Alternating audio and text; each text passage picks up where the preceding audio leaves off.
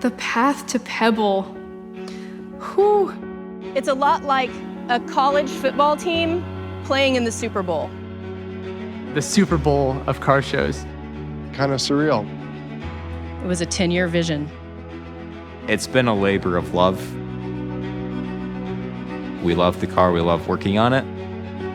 It's really beautiful to think back of how many students' hands have touched this car. The work and the quality of the craftsmanship that we put forward. Now is sort of the make it or break it hour. Yes, it has to be perfect. What you have done here sets the bar really high. 10 years later, here we are. With a car restored by students. And this is a car that's going to compete to win. I'd like to introduce you to the McPherson College 1953 Mercedes-Benz 300S Cabriolet. Look at us today.